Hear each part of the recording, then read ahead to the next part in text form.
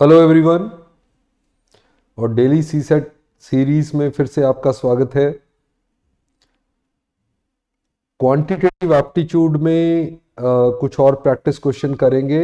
आज मैंने अरिथमेटिक से रिलेटेड क्वेश्चन लिए हैं और 2018 के ओके जो सी सेट 2018 के एक्चुअल क्वेश्चन है अरिथमेटिक। ओके और उसको स्टार्ट करने से पहले प्रीवियस सेट का होमवर्क क्वेश्चन था।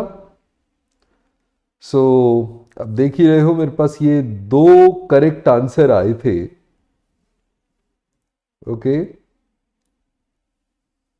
तो ये विजय जायसवाल एंड प्रतीक काकड़िया। ओके दोनों ने करेक्ट आंसर दिया है। क्वेश्चन था कि अगर 3089 डिजिट यूज किए हैं तो 1 से लेके कहां तक काउंटिंग लिखी होगी। तो पेज नंबर किए हैं, जैसे 1 में एक डिजिट यूज हुआ, 2 3 4। अब क्या होगा, जैसे ही 9 तक तो 9 डिजिट यूज हुए, 10 में 2 डिजिट यूज हो गए, तो 10 तक एक्चुअली 9 + 2 11 डिजिट यूज हो गए, राइट। तो ऐसे करके मुझे देखना था कि 3089 डिजिट अगर यूज हुए हैं तो कितने नंबर तक, कितने कहां तक काउंटिंग की होगी। देखो सारी चॉइसेस 1000 से ऊपर है, इसका मतलब 1000 तक तो काउंटिंग लिखी होगी। तो देखो 1 से 9 तक लिखे होंगे 9 डिजिट्स। ओके 10 से 99 तक है सारे 2 डिजिट के नंबर, और ये टोटल नंबर कितने हैं, 90 नंबर्स है 2-2 डिजिट के। इसका मतलब 180 डिजिट्स यहां यूज कर लिए, राइट। फिर 100 से लेके 999 तक ये सारे 3 डिजिट के नंबर हैं, तो ये टोटल 900 नंबर्स हैं आपके 3 डिजिट के, यानी 2700 यहां यूज कर लिए। अब देखो अभी तक कितने डिजिट यूज हो गए, 9, 89 एंड 28। ओके 2889 डिजिट्स आपके यूज हो गए। हमने यूज करने हैं 3089, यानी कि 3089 माइनस 2889, 200 डिजिट अभी भी पेंडिंग है, 200 डिजिट्स पेंडिंग है।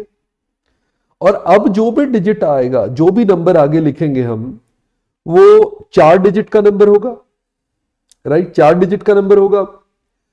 तो अगर 200 डिजिट पड़े हुए हैं और वो 4-4 डिजिट एक एक नंबर में जाएंगे, तो हम 50 नंबर और लिख पाएंगे, यानी 999 के बाद 50 नंबर्स और, तो 1049 तक काउंटिंग लिखी जाएगी।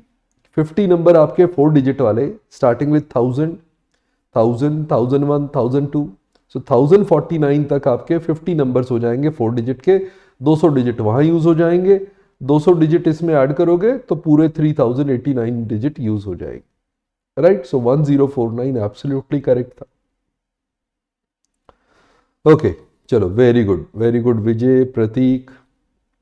बाकी लोग भी ट्राई किया करो, राइट आंसर दो। हम हर बार एक क्वेश्चन होमवर्क क्वेश्चन होगा जो नेक्स्ट में डिस्कस होगा।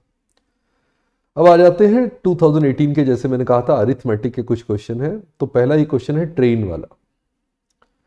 अब ट्रेन क्रॉसिंग पॉइंट ऑब्जेक्ट और train crossing object with length, उस केस में आपको पता होना चाहिए। देखो फॉर्मूला तो हम एक ही लगाते हैं ऐसे किसी भी क्वेश्चन में, speed into time equal to distance, right. Formula तो एक ही लगाते हैं, speed into time equal to distance, right. अब इस फॉर्मूले के अलावा आपको क्या पता होना चाहिए, अगर ट्रेन एक पॉइंट ऑब्जेक्ट को क्रॉस करती है तो क्वेश्चन शुरू होता है यहां और खत्म होता है जब ट्रेन पूरी बाहर आ जाए। यानी कि ट्रेन एक्चुअली जो चलता है, ट्रेन का इंजन या ट्रेन जो ट्रेवल करती है, वो length of train he travel करती है, राइट। अब थी ये 200 मीटर लॉन्ग ट्रेन थी, is moving at the rate of 40 kilometre per our.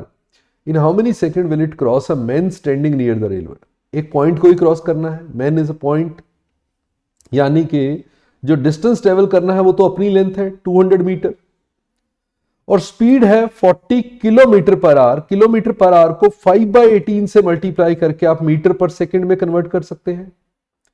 तो ये स्पीड हो गई मीटर पर सेकंड में, इनटू टाइम सेकंड में आ जाएगा, तो 40 इंटू 5 200 हो गया, तो टाइम आ गया आपका 18 सेकेंड। राइट, बहुत सिंपल क्वेश्चन था। सिर्फ आपको ये कंसेप्ट पता होना चाहिए कि ट्रेन एक पर्सन को यानी एक पॉइंट को क्रॉस करती है तो अपनी लेंथ ट्रेवल करती है, तो distance travel should be the length of the train. अगर वो लेंथ ऑफ द ट्रेन है वो अगर आपको पता लग गया है तो टाइम टेकन निकालना है, और डिस्टेंस जो है मीटर में है, और स्पीड हमने किलोमीटर पर आवर की जगह मीटर पर सेकंड में कर ली 5/18 से मल्टीप्लाई करके। ओके, 5/18 का रिलेशन होता है 1 kilometre per hour is equal to 5/18 metre per second. Right, तो हमने 5/18 से मल्टीप्लाई किया तो उतने मीटर पर सेकेंड आ गए। ओके, चलो नेक्स्ट पे आ जाते हैं। अब नेक्स्ट क्वेश्चन है परसेंटेज का है। राइट, स्टैंडर्ड क्वेश्चन है ये, बहुत बार हमने ऐसे सिमिलर क्वेश्चन कर रखे हैं। A student has to get 40% marks to pass in an examination, suppose he gets 30 marks and failed by 30 marks, तो पासिंग मार्क्स कितने हो गए? देखो, उसको 30 नंबर आए और 30 से फेल हो गया, तो कितने पासिंग मार्क्स थे? 60। तो पासिंग मार्क्स कितने थे? 60। तो टोटल जो मैक्सिमम मार्क्स थे उसका 40% is equal to 60। Right, 20 into 2, 20 into 5, 2 into 30, तो टोटल कितना हो गया? 150। राइट, तो टोटल हमारा कितना आ गया? 150। ओके, तो वही पूछा था उसने मैक्सिमम मार्क्स, तो बहुत आसान क्वेश्चन था। 30 मार्क्स किसी ने स्कोर किए और वो 30 से फेल हो गया, इसका मतलब 60 उसके पासिंग मार्क्स थे, और 60 उसने बता रखा है कि 45% मार्क्स चाहिए पास होने के लिए, तो टोटल का 40% इज इक्वल टू 60, तो total must be 150। Right, simple question है। अरिथमेटिक बड़ा इंटरेस्टिंग होता है, अगर आपको क्लियर हो जाता है परसेंटेज के फंडे, एवरेजेस के फंडे, रेशियो के, तो नॉर्मली क्वेश्चन बहुत इजी लगते हैं। नेक्स्ट देखते हैं, ये भी एक 2018 का ही क्वेश्चन है, और ये क्वेश्चन है आपका प्रॉफिट लॉस पे। A shopkeeper sells an article at ₹40 and gets X% profit. SP दे रखा है और X% प्रॉफिट बता रखा है। However, when he sells it at ₹20, he faces same percentage of loss. देखो, कहानी समझाता हूं मैं आपको, बहुत सिंपल। यहां कहीं कॉस्ट है, वो यहां बेचता है, एक SP ये है, जब SP 40 रुपीज है तब उसे X% का प्रॉफिट होता है। राइट, दूसरी तरफ वो कह रहा है जब मैं 20 पे सेल करता हूं, ये अगर SP हो तो उसे सेम परसेंटेज का लॉस होता है, मतलब X% का लॉस होता है। राइट, अब ये X% किसका है? कॉस्ट का। ये X% किसका है? कॉस्ट का, क्योंकि प्रॉफिट या लॉस दोनों ही परसेंटेज ऑफ कॉस्ट होते हैं। तो अगर ये भी कॉस्ट का X% है, ये भी कॉस्ट का X% है, तो ये जो भी वैल्यू यहां आएगी वही वैल्यू यहां आएगी। मतलब कॉस्ट का X% अगर M है तो कॉस्ट का X% M है, तो दोनों इक्वल होंगे, मतलब ये डिस्टेंस और ये डिस्टेंस इक्वल होगा। तो ये 20 से 40 तक जाने के लिए बीच में 30 आएगा, क्योंकि 10 यहां 10 यहां, तो वहां 10 का प्रॉफिट ऑन 30, यहां 10 का loss on 30। Right, so what is the original cost of the article? उसके बिल्कुल बीच में 30 रुपीज।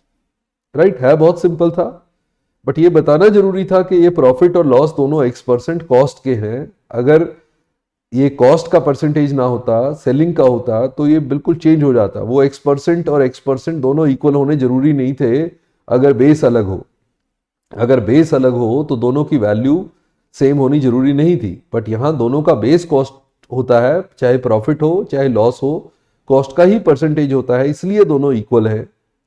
राइट, इसलिए वो बीच में मिड पॉइंट पे आ गया 30, क्योंकि ऊपर 10 का प्रॉफिट, नीचे 10 का लॉस, 10 ऑन 30 का प्रॉफिट, 10 ऑन 30 का लॉस।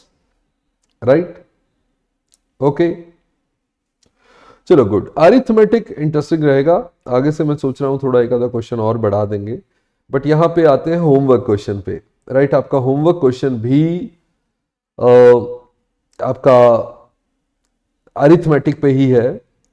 और यहाँ पे है person bought a refrigerator worth rupees this with 12.5% interest compounded yearly. तो कंपाउंड इंटरेस्ट का क्वेश्चन हो गया। At the end of first year he paid this, at the end of second year he paid this, how much will he have to paid at the end of third year to clear the debt. ये आप करेंगे और ये concept मैं आपको next session में बताऊंगा कि कैसे हैंडल करना चाहिए। तो इसके आंसर आप जरूर कमेंट सेक्शन में डालेंगे और कमेंट से एज यूजुअल मैं कमेंट सेक्शन में जो आंसर करेक्ट करेगा उसके कमेंट्स को मैं फर्स्ट स्क्रीन पे आपके डिस्कशन के टाइम पे हाईलाइट करेंगे। ओके, तो इससे आप जुड़े भी रहेंगे मेरे साथ। ओके, तो सक्षम सी सेट कोर्स है हमारा और बैच 4 ओपन है। आप ये कंप्लीट पैकेज है हमारा।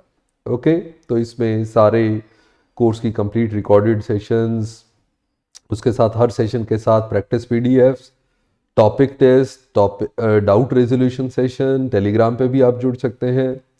ओके, उसमें भी आप डाउट्स वगैरह पूछ सकते हैं और मॉक्स वगैरह भी। तो कंप्लीट पैकेज है आपका, राइट। अगर आप लेना चाहें तो ये आप ले सकते हैं। So see you in the next session. Bye bye, नमस्ते, जय हिंद, थैंक यू।